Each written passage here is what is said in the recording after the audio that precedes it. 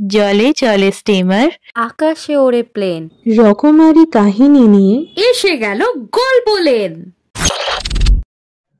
শুরু হচ্ছে ঘূর্ণিঝড়ের দ্বিতীয় পর্ব।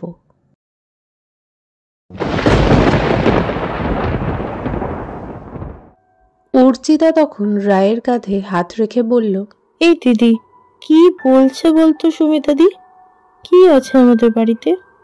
আর ওই অশুভ শক্তিটাই বা কি? শোন, তো সুমিতাদি না আজ মনে হয় খুব ইয়ার্কির মুডে আছে, তাই বাজে বকে যাচ্ছে, একদম গুরুত্ব দিবি না। রায়ের এই কথাটা শেষ হওয়া মাত্রই হঠাৎ বাইরে থেকে অনেক লোকেদের কোলাহল শোনা গেল। তারপর রাই মাটি থেকে উঠে সোজা জানলার কাছে গিয়ে মুখ বাড়িয়ে দিয়ে বাইরের দিকে তাকিয়ে দেখল, প্রথমে পুলিশের গাড়ি রাইদের বাড়ির পাশ দিয়ে গেল, আর তার ঠিক পেছনে মিডিয়া হাউসে দুটো পরপর গাড়ি গেল। তারপর অর্চিতা রায়কে বলল, কি হয়েছে রে দিদি?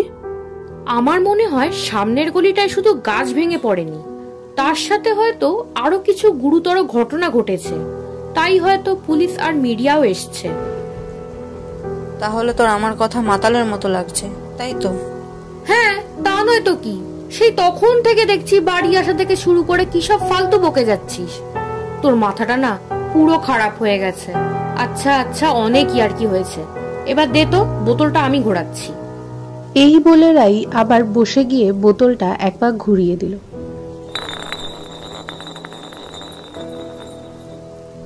আর এবার বোতলের সামনের দিকটা সরাসরি গিয়ে থামলো সুমিতার দিকে, আর পেছনের দিকটা গিয়ে থামলো রাইয়ের দিকে। তখন রাই আনন্দের সাথে বলে উঠল, হা হা, এবার আমার প্রশ্ন করার পালা। বলতো দেখি, তোর জীবনে এমন কি সত্যি আছে যেটা আমি জানি না? এই সত্যি বলবি কিন্তু।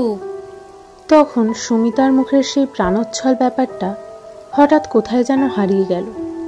সুমিতার সেই সাদাটে মুখটা রাইয়ের সামনে নিয়ে এসে আবারও গম্ভীর গলায় বলল, মৃত্যু। আমার জীবনের সব থেকে বড় সত্যি হলো মৃত্যু, যেটা তুই জানিস না। কাল যখন সবে সবে ঝড়টা শুরু হলো, তখন আমি তাড়াহুড়ো করে তোর বাড়ি থেকে বেরিয়ে পড়েছিলাম, এই ভেবে যে তোদের বাড়িতে আটকে পড়ব। কিন্তু দেখ, সেটাই আমার কাল হলো। বাড়ি যাওয়ার পথে যে চওড়া গলিটা পড়ে, ভাবলাম সেই গলি দিয়েই যাব, আর সেই যেতে গিয়ে হলো সেই দুর্ঘটনা। যাওয়ার পথেই ঘূর্ণিঝড়ের ওই প্রবল হাওয়ায় বটগাছের ভারী কিছু ডাল আমার ওপর পড়ে গেল, আর সেখানেই সব শেষ হয়ে গেল। এটাই হলো সব থেকে বড় সত্যি, রাই। দেখ সুমিতা, আর কিছু প্লিজ বলিস না। তুই কি ভেবেছিস এমন বাজে বকে বোকা বানালেই কি আমি বোকা হয়ে যাব? এবারে আমাকে আর ভয় দেখানো এত সহজ নয়। তোকে আমি সত্যি কথা বলতে বলেছি, বাজে কথা বলতে বলিনি। তোর এখনো আমার কথা বিশ্বাস হচ্ছে না? আচ্ছা বেশ, তোকে আমার কথা বিশ্বাস করতে হবে না। পুলিশ আর মিডিয়া তো এসেছে এখানে, টিভিটা খুলে দেখ, তাহলেই তো সব প্রমাণ হয়ে যাবে। দেখ। রাই তখন তাচ্ছিল্যের ভঙ্গিতে পাশে থাকা রিমোটটা নিয়ে যখন টিভিটা চালালো, তখন নিউজ চ্যানেল খুলতেই ব্রেকিং নিউজটা দেখল। সত্যিই রায়ের বাড়ির সামনে চওড়া গলিটার সামনের দিকের গাছ ভেঙে পড়েছে। শুধু তাই নয়, দমকলের কিছু লোক যখন ক্রেনের মাধ্যমে সেই ভারী ভারী ডালগুলো তুলছিল, তখনই সেখান থেকেই সবার চোখে পড়ল একটা মৃতদেহ, যেটা উল্টো অবস্থায় রাস্তার উপর পড়েছিল। পুলিশের ধারণা অনুযায়ী এটা সম্ভবত একটা মেয়েরই মৃতদেহ হবে, এবং ঘূর্ণিঝড়ের জেরেই গাছটি হয়তো মেয়েটির উপর ভেঙে পড়ে, আর সেখানেই মাথাটি গুরুতরভাবে ফেটে যায় এবং ঘটনাস্থলেই মৃত্যু ঘটে। এতক্ষণ ধরে রাই স্বাভাবিকভাবেই পুরো নিউজটা দেখছিল, কিন্তু হঠাৎ করে যেন রায়ের গায়ের সমস্ত লোমগুলো খাড়া হয়ে গেল যখন রাই দেখতে পেল মৃতের পরনে যে রেনকোটটা ছিল সেটা রাই সুমিতাকে আগের দিন রাতে ওদের বাড়ি থেকে বেরোনোর আগে পরতে দিয়েছিল, বৃষ্টির হাত থেকে বাঁচার জন্য।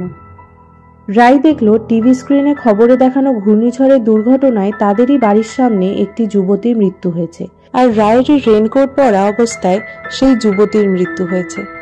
এইসব দেখার পর রাই যেন চোখে অন্ধকার দেখছিল, তার মাথা ভারী হয়ে আসছিল।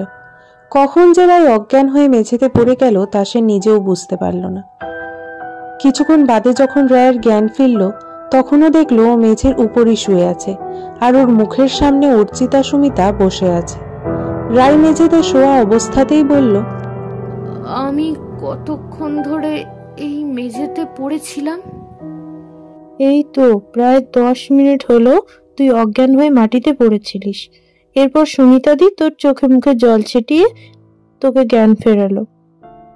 এই কথাটা শোনা মাত্রই রায় উঠে বসলো। তারপর সুমিতাকে বলল, সুমিতা, তার মানে কি তুই বেঁচে আছিস? সরি ভাই, আজ তো 1 এপ্রিল, তাই ভাবলাম তোদের সবাইকে একটু এপ্রিল ফুল বানাই। তাই তোর রেনকোটটা দিতে আর আমার বইটা নিতে যখন তোর বাড়ি যাব বলে ভেবেছিলাম, তখনই তার আগে বোনের ফাউন্ডেশন দিয়ে মুখে একটু সাদা মেকআপ দিয়েছিলাম ভয় দেখাবো বলে। কিন্তু আমি বুঝতে পারিনি যে তুই এতটা ভয় পেয়ে যাবি যে পুরোপুরি অজ্ঞানী হয়ে যাবি। কথাটা শুনে রায়ের খুব রাগ ধরল। তারপর সুমিতার হাত থেকে নিজের হাতটা সরিয়ে দিয়ে বলল, তোকে আমি বারণ করেছি না যে এরকম ইয়ার্কি করবি না আমার সাথে বা কারোর সাথেই হোক না কেন।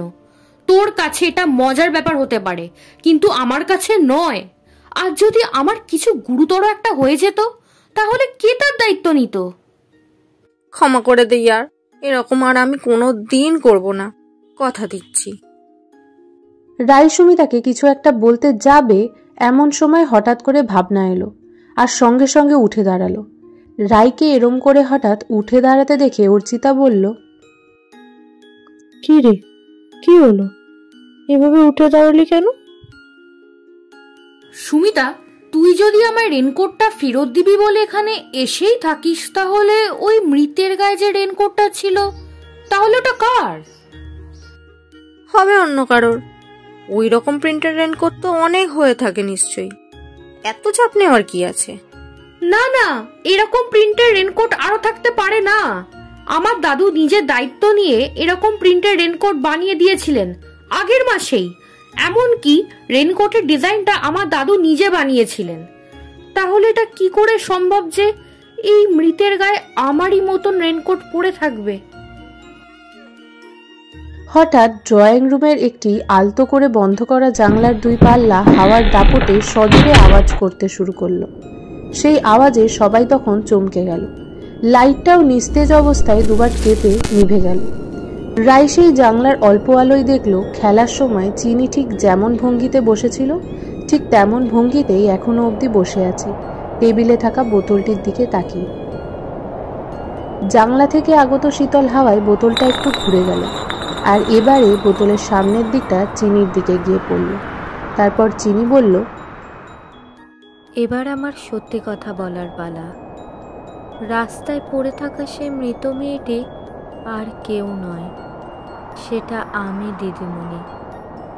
ঠিক সেই সময়ই একটা জোরালো বাজ পড়ল, আর সেই বিদ্যুতের ঝলকানিতে বাকি 3 জনেই দেখল চিনির সেই পরিবর্তিত ভয়ঙ্কর রূপ।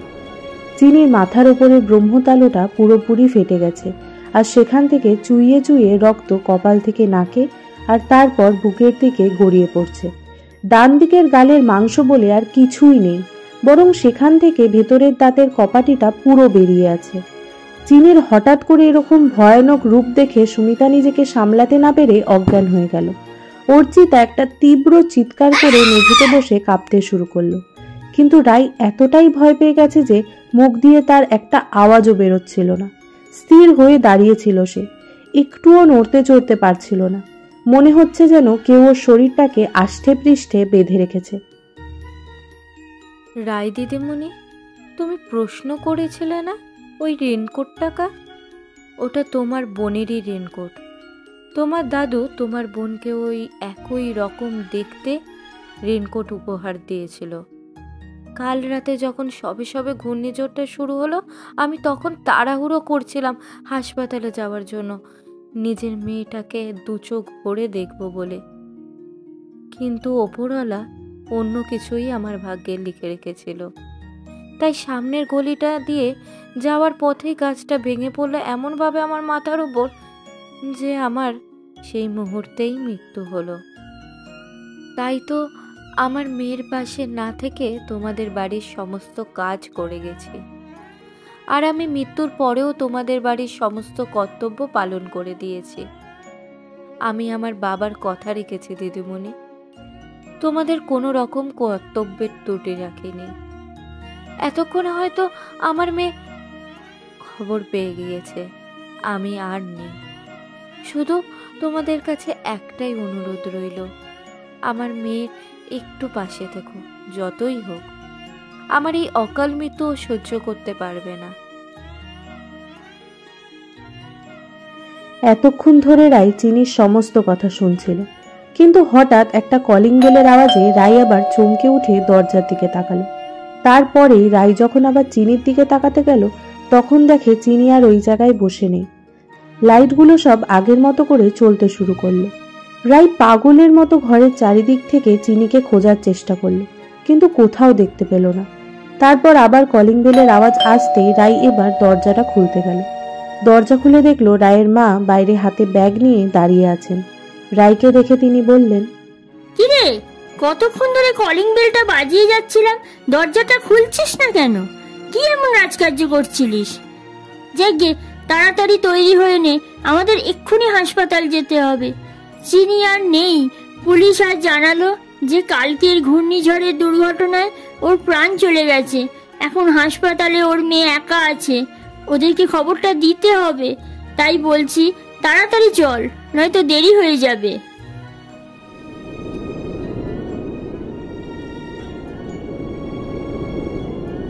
আপনারা শুনলেন সৌমিনী ব্যানার্জি লেখা ঘূর্ণিঝড়ের দ্বিতীয় এবং শেষ পর্ব। সুমিতার চরিত্রে ছিলেন শ্রদ্ধা ভট্টাচার্য, রাইয়ের চরিত্রে সৌমিনী ব্যানার্জি, চিনির ভূমিকায় ঋত্বিকা কর, অর্চিতার ভূমিকায় মৌবি মুখার্জি, রায়ের মায়ের চরিত্রে হেনা ব্যানার্জি এবং এই গল্পের কথক আমি তিন্নি ঘোষ। কেমন লাগলো এই কাহিনী তা অবশ্যই কমেন্ট করে জানাবেন। আমাদের চ্যানেলটি যদি এখনও সাবস্ক্রাইব না করে থাকেন তবে অবশ্যই সাবস্ক্রাইব করে বেল আইকনে ক্লিক করে দিন। প্রত্যেক বুধবার এবং রবিবার গল্পলিনের টিম নতুন গল্প নিয়ে হাজির হবে আপনাদের কাছে। আপনাদের সাপোর্ট আমাদের এগিয়ে যেতে সাহায্য করবে। কেউ যদি নিজের লেখা কোনো গল্প আমাদের সাথে শেয়ার করতে চান তাহলে আমাদের মেল আইডিতে আপনারা গল্প পাঠাতে পারেন, আমরা সেগুলো আমাদের চ্যানেলে আপলোড করব। আজকে এতটাই, ফিরে আসবো আবার এক নতুন স্বাদের কাহিনী নিয়ে।